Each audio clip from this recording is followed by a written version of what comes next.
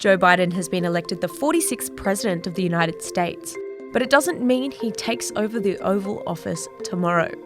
On December 14, the electors will meet in each of their states and officially cast their votes for president. On January 3, the new Congress will be seated.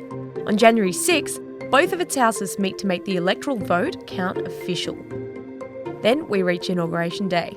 On January 20, Mr. Biden will show up at the Capitol to be sworn in as America's 46th president, and Chief Justice John Roberts will oblige. Then President Biden can get to work on his key policies. First up, he plans on implementing a national test and trace program to the country's growing COVID-19 crisis. He'll be looking to provide free testing for all and to hire 100,000 people to set up a national contact tracing program. This will also include asking all governors to mandate wearing masks.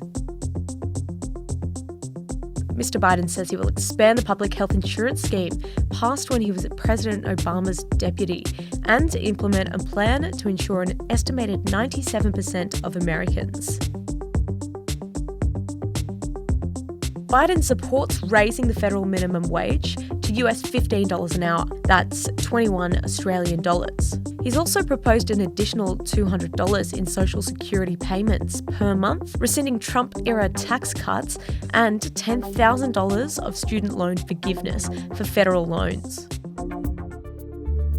In the wake of the race protests that have gripped the US this year, the president plans to deal with criminal justice reform by giving grants to minority communities. He's also proposed policies to reduce incarceration, address race, gender, and income-based disparities in the justice system, and rehabilitate released prisoners.